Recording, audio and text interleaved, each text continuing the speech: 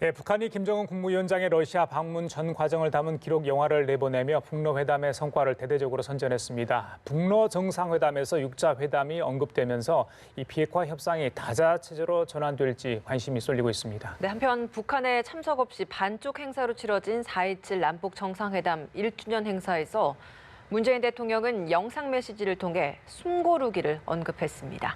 이 관련 내용들 이인배 협력안보연구원장과 짚어보겠습니다. 네, 어서 오세요. 안녕하십니까? 예. 지난주 북러 정상회담에 좀 이목이 쏠리지 않았습니까? 푸틴 대통령 일대일로 예, 네. 중국과의 정상회담 시진핑 주석 만나서 김정은 위원장이 전달해달라는 내용을 좀 전달한 것 같은데 네. 그 와중에 또 기자회견도 했어요. 근데 북한 김정은 위원장 만나서 새로운 걸 논의한 건 없다 이렇게 이야기를 했다고 하는데 어떻게 보십니까? 정확하게는 새로운 제안이 있을 게 별로 필요가 없다는 식으로 이야기를 한 것 같아요. 푸틴 대통령이 결산 기자회견을 하면서 몇 가지 이야기를 했는데요. 첫 번째 시진핑 주석과 한반도 문제를 논의했다. 두 번째, 중국과 러시아 간에는 북한 핵 문제 해법에 대한 그 공동의 구상을 가지고 있는데 그 중에 한 두 번째 단계까지 와 있는데 그것이 좀 제대로 안 되고 있다라고 했는데 조금 말씀드리면은 중국과 러시아 간에 2017년 한참 그 북한 핵실험하고 미사일 발사하고 그때였는데요. 그때 중국과 러시아 간에 핵 문제 해법에 대한 이제 구상을 밝힌 적이 있었습니다. 7월이었는데 1단계는 중국의 해법을 담아서 한 거였는데 한미 연합훈련을 중단하면 북한은 그 핵실험을 중단한다. 그건 1단계로 완성된 거였죠. 2단계로는 남북, 미북 간의 양자 간의 그 대화를 활성화시킨다.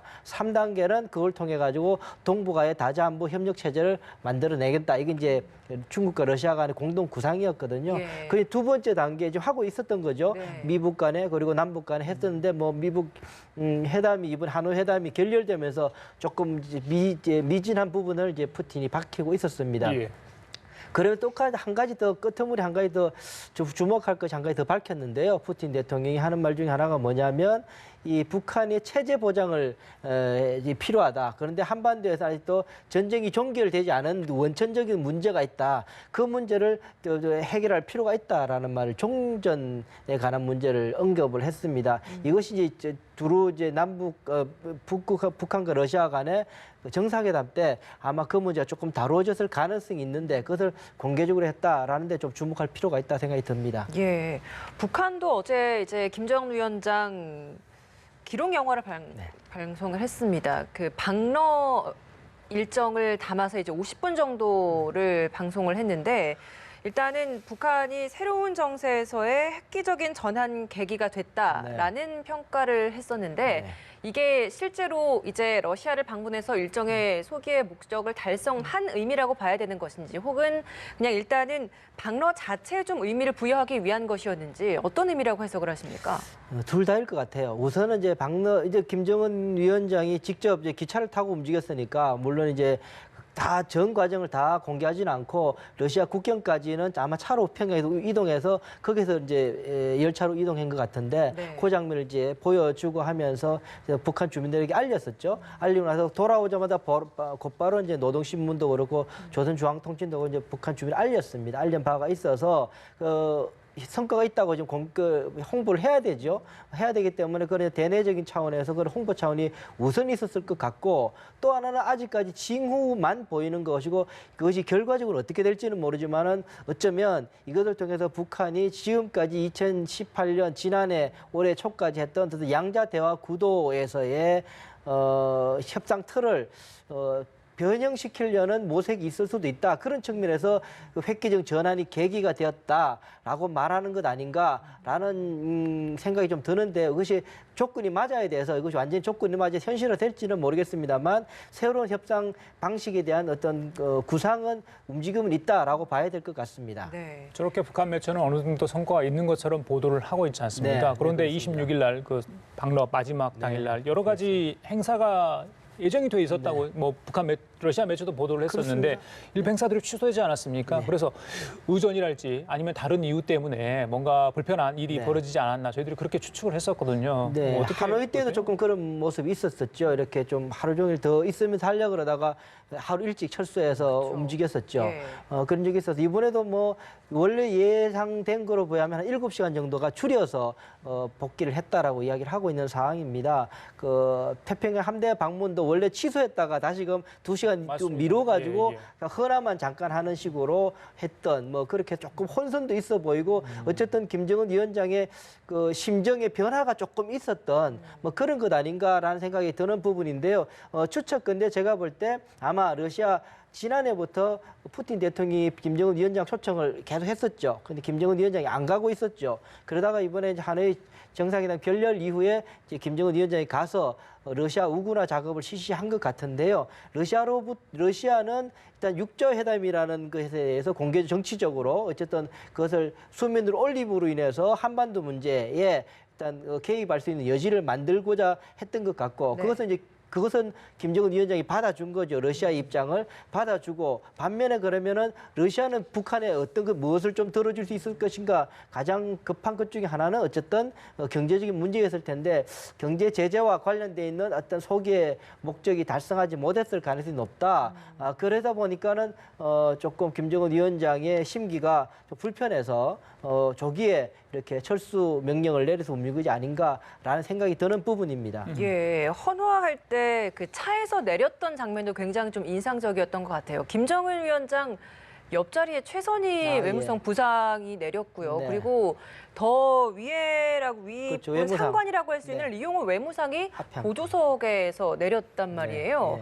이 모습은 어떻게 보셨습니까? 의전으로 안 맞죠. 일단 제일 그 말석자가 원래 수행자가 원래 그 운전석 보조 옆에 타게 돼 있거든요. 세단에는 그렇게 됐는데 그게 탄 것이 조금 의전상 안 맞는 부분이었습니다.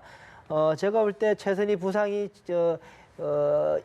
4월 그 최고인민회의 때 사진에서도 굉장히 앞자리에 앉아서 이렇게 옆으로 이렇게 몸을 돌려서 찍는 모습이 굉장히 친화적으로 보이는 모습을 독특한 포즈여서 사람들이 최선희가 대단히 김정은 위원장의 총애를 받는 그런 모습을 보였었습니다. 이번에도 이번에 더 획기적으로 옆자리에 서서 내리는 장면을 공개까지 함으로 인해 가지고 대단히 최선희 제1부상에 대한 입지가 강구해졌다라는 모습은 보여지게 됩니다. 단 그렇다고 해서 그러면 이 미북 간의 어떤 협상에 있어서 이 새로운 방식이 적용되거나 새로운 인물로 부상할 것인가에 대해서는 조금 저는 좀 지켜봐야 된다는 생각이 듭니다. 왜냐하면 김정은 위원장의 협상을 준비하는 방식을 보면은 TF 방식으로 하고 있는 것 같습니다. 왜냐면 뭐 군수공업부도 포함되고 외무상도 포함되고 통전부도 포함되고 해서 전부 군도 포함되고 해서 TF를 구성해서 그 일을 통해서 전략을 마련하고 대표 선수로 이제 그 김영철을 보내기도 하고 최선희를 보내기도 하는 시기였기 때문에 전반적인 전략 구도의 변화라고 보기보다는 어쨌든 이제 정치적으로 최선희가 조금 두각되는 거 있지만 미북 간의 협상 전략의 변화라고 보기에는 조금은 이르다라는 생각이 좀 드는 부분입니다. 사실 저 옆자리는 리설주 여사 내지 백두혈통 정도 앉아야 되는 자리인데 그렇죠. 김여정 제1부부장이 이번 회담 내내 보이지 않았어요. 도착국 환영식 장면도 마찬가지 아니었습니까? 뭐 다른 이유가 있습니까? 노출 빈도를 이렇게 줄인 이유는 하노이 회담 결렬 이후에 사실 굉장히 그림자 의전을 하지 않았습니까? 무슨 다른 이유가 있을까요? 어떻게 사실은 이 백두혈통인 김여정의 행동이나 정보에 관해서는 사실 국내에서 굉장히 제한적입니다. 저도 청와대에서 일해봤지만 그 내부 정보는 굉장히 제한적이고 실제로 알아도 매우 한국 정부에서도 매우 극소수만 알게 되는 매우 고위 정보라서 사실 제가 민간인 신분이 있으면서 다른 정보를 좀 획득하지는 못했습니다. 단지 이 정황상 생각을 해보게 되면 우선 이 김여정 같은 경우에는 남북 관계를 물꼬를 텄던 이제 특사로 와서 이 김정은 위원장의 친서도 건네줬던 인물 아닙니까? 그러면서 시작된 게 2018년에 이 남북 대화, 미북 대화의 어떤 물꼬를 텄던 인물이었는데 그렇게 했던 김여정의 모습이 안 보였다라는 것이 새로운 남북 관계에 새로운 어떤 변화가 있을 수도 있겠다. 새로운 내부적인 전략을 구상하거나 진영의 변형이거나 여러 가지 좀 구상을 하는 지금 단계에 있지 않겠느냐라는 생각이 드는 부분이 있습니다. 예. 북러 회담 후에 푸틴이 육자 회담 강조했습니다. 조금 전에 언급도 해주셨는데 그렇다면 북러 회담 이후에 좀 비핵화 협상과 관련해서 체제나 이런 구도가 좀 변화가 있을 거라고 보십니까? 우선 두 가지를 봐야 되는데요. 첫 번째로 봐야 될 거는 의제에 관한 문제입니다. 그러니까 지금까지는 북한이 미국과도 그렇고 한국과도 그렇고 국제 제재에 관한 경제 제재에 관한 문제를 굉장히 많이 강력하게 제기를 해왔었던 상황이었죠. 그러다가 김정은 위원장도 이번 최고인민회의 이후에 시정연설을 하면서 더 이상 경제 문제 그건 않겠다라고 이야기를 하면서 네. 좀 어젠다의 변화를 좀 꾀하는 그런 선언을 한 바가 있었습니다. 그렇게 볼 때 그리고 이 하노이 정상회담 때 무슨 말을 하냐면 이용호 외상이 무슨 말을 하냐면 지금 내가 왜 경제 문제를 이야기하느냐 하면 경제가 어려워서가 아니라 지금 미국이 체제 안전 문제를 이야기하면 더 어렵고 힘들 것 같으니까 풀기 쉬운 경제 문제를 이야기하는 거다라고 이야기했고 예. 앞으로 더 좋아지면은 이 체제 안전 보장 문제를 이야기하겠다라고 이야기했거든요. 이제 그러면은 이제 상황을 조금 바꿔서 이제 경제 문제보다는 체제 안전 문제를 이야기할 가능성이 높다라는 생각, 의제 문제 변화가 있을 가능성이 높다라는 게 들고요. 네. 또 하나가 필요한 건 이제 행위자의 문제지요. 지금까지 협상 방식, 다시 말해서 양자 대화 방식에서 다자 대화 방식으로 바뀔 수 있을 것인가라는 문제도 만약에 이게 체제 안전 문제로 돌아간다 그러면은 다자 간의 대화의 가능성의 폭은 훨씬 여지는 넓어지는 부분이 있죠. 이제 러시아는 그걸 노리고 있는 부분이고 네. 이 차제에 김정은 위원장도 이렇게 계속 미국과의 관계가 어려워지고 시간이 많이 끌리고 또 미국으로부터 직접적인 압박이 그렇게 오게 된다면 지금 그렇지 않습니까? 오게 된다면 그런 직접적인 압박의 압력을 희석시키고 분산시키는 방식 중 하나로 다자 간의 대화를 꾀할 수도 있다라는 생각을 저는 해보게 됩니다. 이후에 미국의 반응이 궁금했는데 볼턴 보좌관이 직접 이야기를 했네요. 육자 회담은 미국이 선호하는 방식이 아니다. 이건 뭐 여러 가지 그때 실패 사례가 과거 정부에 있었기 때문에 다시 한번 재확인한 것 같은데 글쎄 육자회담 얘기 나온 거 미국으로 좀 껄끄러운 얘기입니까? 어떻습니까? 불편하죠. 지금 어쨌든 새로운 방식으로 정상이 직접 나서서 지금 회담을 했었는데 다시 육자으로 돌아간다는 이야기는 육자회담이 다자 방식이라는 것이 대화의 모멘텀은 여러 가지 의제들이 있기 때문에 대화는 계속 갈 수가 있습니다. 그런데 문제 해결에 있어서 굉장히 시간이 많이 필요하거나 집중력이 떨어지는 부분이 네. 있거든요. 그러다 보니까는 혹자들은 현실주의 안보학자들은 사실 이 다자 간의 안보 대화는 사실은 그냥 클럽 간의 대화 아니냐. 그냥 그런 이야기겠죠. 시니컬하게 이야기하는 정도거든요. 저는 사실 다자 안보 전공자이긴 한데요. 네. 어쨌든 뭐 그런 말을 하는 자들이기도 합니다. 그 정도로 효율성이 떨어지는 거죠. 지금 이 트럼프 정부로 봐서는 본인의 임기 내에 어떤 획기적인 성과를 내고자 시작한 건데 다자안보 구도로 가게 되면은 그 모멘텀을 잃어버릴 수가 있다라는 게 가장 네. 불편한 부분이고요. 두 번째 불편한 부분은 이 다자 대화를 러시아가 선호하고 만약에 북한이 선호하게 된다 그러면 그 이유는 뭐냐면은 6명이면 사실은 이 6분의 1의 발언권과 영향력이거든요. 물론 더 크긴 한데요. 산술적이지 않지만 어쨌든 미국은 1대1의 구도 속에서 압력보다는 훨씬 줄어들 수밖에 없습니다. 여섯 국가가 모이면 그것을 노릴 가능성이 있는 거죠. 그렇기 때문에 볼턴으로서는 그것을 싫어할 수밖에 없는 지금 구도를 끌고 갈 수밖에 없는 그런 상황이라고 볼 수 있겠습니다. 예, 이번에 러시아와 중국까지 아직 근데 사실 중국에게 푸틴이 가서 직접 이번 북러 회담 일정을 설명을 했을 때 내용을 설명을 했을 때 그 이후에 푸틴의 기자회견에서는 육자 회담에 대한 언급이 없었거든요. 때문에 중국이 이번 육자 회담 관련된 이야기를 했을 때 그닥 그렇게 적극적으로 수용하지 않았을 수도 있지 않겠느냐 이런 해석도 있는데 이 부분 좀 어떻습니까?